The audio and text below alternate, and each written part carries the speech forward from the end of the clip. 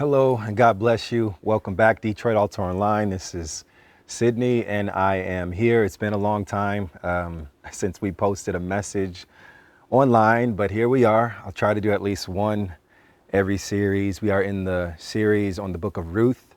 The series is called Ruth Unlocked, and there's so many different hidden gems in the book of Ruth.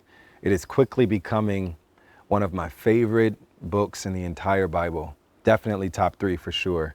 It's a 4-chapter book that anyone can read relatively quickly. And if you hadn't read it in a while or ever even, I would strongly suggest you go and look at that book. I'm not going to give you everything we talked about last week. I'm going to try and keep this whole thing to 10 minutes, no more than 13. But we looked at how basically Ruth is a strong kind of foreshadowing or prophecy, if you will, of the church, right? A lot of people don't know, at least some people I should say, who are Christians may not know that the Old Testament is really a display of God's presence with the Israelites, his chosen people. Whereas the New Testament is God's display of his presence in and among the church, right? The church is not Israel. They're not the same. They're completely different groups, but they have a very specific historical context, and they have a very specific role that they're playing relative to God's perfect plan. Ruth, okay, last week we talked about how Ruth and Naomi left the country that they were in among the Moabites, okay, and they got back to Bethlehem, and while they're in Bethlehem, it's a very awkward situation, right, because Naomi had left with a husband and 2 sons, right? But when she returns, she doesn't have her husband. She doesn't have her 2 sons. All she has is one of the wives of her sons, right? And her name is Ruth, and she was a Moabite. And the way I've kind of articulated to our people is the Israelites and the Moabites were kind of like, you know, the Crips and the Bloods, or kind of like, Ohio State and Michigan, or like North and South Korea, like however you want to look at it, like they were just enemies, okay? They never got along. And there's a story even in the scriptures where it talks about how the Moabite women, who were apparently very beautiful, okay, they seduced like 26,000 like Israelite men, and ultimately had, was the reason for a massive slaughter of Israelite people. So again, there's like this very contentious, like historical context that I'm not going to go into today, but just know the fact that Naomi is returning to Bethlehem with the Moabite woman kind of puts her in a negative light. Not to mention she's completely poor, she's destitute, she has no husband, no sons, and she's just in a really, really bad position. So anyways, chapter 2 picks up where Naomi, okay, or I should say Ruth has requested or asked Naomi if she can go and glean, right? Gleaning, as we talked about today, is basically God's way of incorporating a welfare system for those who are ostracized in that region. Meaning, if you are an orphan, if you were a widow, if you were poor, disabled, whatever the case may be, you didn't have a way or a method by which you could obtain, currency, money. God enacted in Leviticus a law that basically said, if you fall in XYZ category, then you should have the ability to go in after the farmers and pick up whatever was left over. So at this point in time, you'll see at the end of chapter 1, they said this was the time of the barley harvest. And so the farmer, okay, Boaz, had a field, and other farmers had fields as well. And the Levitical rule was that if you go through your field and you pick up grains, okay, you can only go through one time. Everything that was left over after that first pass through of the field was left for foreigners, for the widows, for the hungry, for the poor, for the orphans, etc. Okay? And so what Ruth is actually asking Naomi is, she's like, do you mind if I go and glean? Yes, it's going to take a hit on my pride.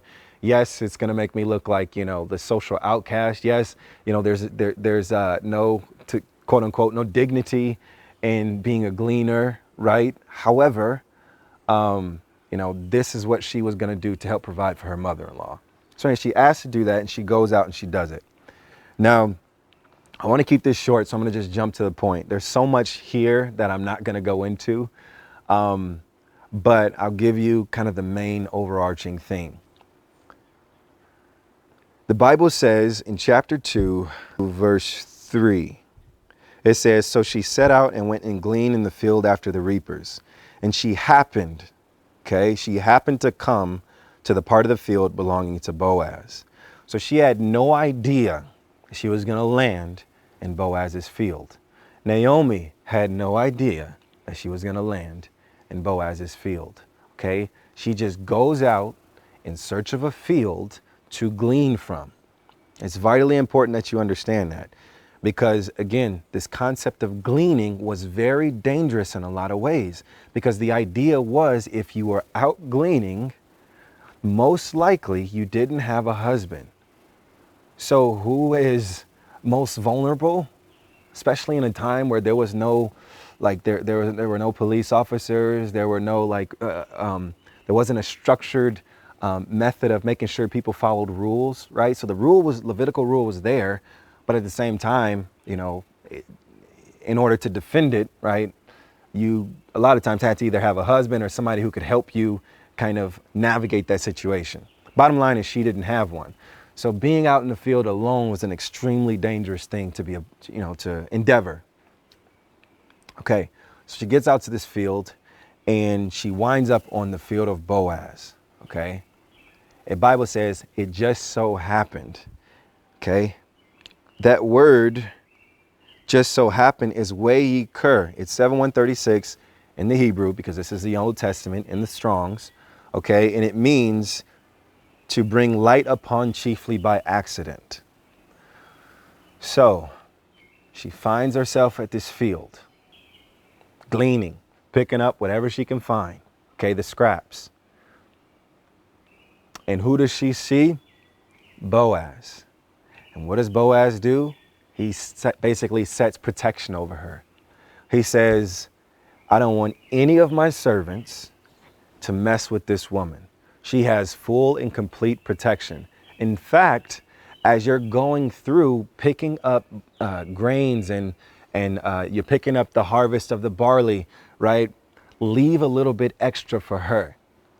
The Bible even says that once she was done gleaning for that day, she had about an ephah, which is about 9 gallons worth. That's about, I want to say, over 30 pounds. So this woman was working day and night. On her first day, she did as much as she could. And there's a lot to say. I'm not going to go into the detail, but there's a lot to say about really the welfare system. Okay? And I'm not going to get all political right now, but I will say this specifically. God has ordained the welfare system from a Levitical perspective, meaning if you are fortunate enough to have a house, to have a car, to have a steady job, and you use wisdom with how you manage your finances, it is a biblical principle. It is biblically sound to actively give some of your money to those who don't have it. Okay? Now, there's two sides to that coin, right? It's not just giving away money. There also has to be some element on the side of the person receiving the money to actually do something in order to receive the money. Okay? For instance, nobody took 9, gallons or an ephah of barley to her door. Okay? She had to get up, go out, and work for what she had. Yes, it was provided for her. Yes, there was a system in place for those who are less fortunate, the widows, the poor, the orphans, etc. But they couldn't just stay at home. They had to get up, go out, and work. So that's just a little tidbit that the welfare system, when done right, is indeed ordained by God. And we can look at that in the Levitical rules here. And you can see that, you can find that in Leviticus 19:9, it says, when you reap the harvest of your land, do not reap to the very edges of your field or gather the gleanings of your harvest. Do not go over your vineyard a second time or pick up the grapes that have fallen. Leave them for the poor and for the foreigner. I am the Lord your God. This is how you will become holy. Okay. Now, last week we talked about Naomi being a type of the Holy Spirit and Boaz a type of Jesus. So you kind of have to have that contextual background to understand that when Ruth clung to Naomi, okay, that was really a picture of the church, us, you and me, clinging to the Holy Spirit. And Naomi is the one who brought, okay, Ruth to Boaz in a way. She pointed him. She took Ruth out of the Moabite country where they... So as we wrap this up, the last thing I want to say is this. Naomi's life, if you look at it, from what we can tell, she wasn't perfect, okay? She didn't have the perfect life. That's not what I hope you're not getting that from what I'm trying to say, okay? Just because you align yourself with the Holy Spirit and God's perfect plan doesn't mean you're going to have a perfect life. Naomi lost her husband. She was driven out of her land because of a famine. She lost both of her sons. She brought a Moabite woman back to the Israelite town. I mean, she was poor. She had to work. The only way she could eat was if someone else brought it to her. So she didn't have a perfect life. But what happens is when you align yourself with God's perfect plan, the power of the Holy Spirit is guiding you. At the end of your life, you'll be able to look back and say, wow, God was in that detail. Wow, God did that. Wow, there was a reason why God did this. In the same way, Ruth, right?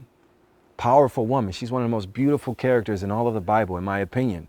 Okay? If she didn't align herself with Naomi, if she would have just gone back to her God, if she would have just done other things, or if she didn't go out and glean, or if she didn't, if when Boaz say, hey, my protection is here, you can come to this place and go nowhere else. If she didn't do that, if she went to another person's, field to glean, we wouldn't have the story of Ruth. She had to align herself with the Holy Spirit. And I'll leave you with this, I'll give you this story. I have a bunch of these kinds of stories, but I'm sure you do too. We were laughing about these stories during service today. But here's the deal. When my wife was going to go to a school called Emory in Atlanta, and I really wanted to go to Michigan State. In fact, I had done really well at the football camp. I had even gotten basically a verbal offer from them. And, a couple weeks later, the head coach was fired. A new regime comes in. They hadn't heard of me. I didn't end up going there. My only Big Ten offer was with Northwestern University. Okay. I wanted to go to Michigan State my whole life, spread offense, going to pass it. I'm a receiver, etc. Nope. Ended up at Northwestern. It was the best decision I ever made. My wife, same vein, was going to go to Emory, put her check down, put her money down. We got her dorm picked out and everything. Last minute, she says, you know what? I'm going to go to Northwestern. We end up meeting. We end up getting married. Obviously the rest is history. I couldn't imagine life without my wife. But at the time, with this whole Michigan State stuff, I was furious. I was upset. I was like, this is ridiculous. I want to go here, blah, blah, blah, blah, blah. But no, God had a different plan for me. It just so happened that all the Michigan State coaches got fired. It just so happened that the offensive coordinator at Northwestern saw me at the Nike camp and told me blah, blah, blah, blah, blah. Right? It just so happened that my wife just decided she doesn't want to go to Emory anymore and play basketball, and she wants to go and be with her sister in Chicago. Right? There are no coincidences. God knew what he was doing. He was bringing two families together, okay? Or I should say two people together so that they could make a family and raise disciples for the Lord. So in your life, please understand there are no coincidences in God. And your life is not going to be perfect in terms of everything's always going to go your way. But I guarantee if you align yourself with the Holy Spirit and you get on the right side of God's perfect plan, when you look back over your life 20, 30, 50 years now, whenever, you're old and gray, you'll be like, wow, God was in all of those details. With that, I'll leave you. God bless you. I hope you enjoy this book as much as we do.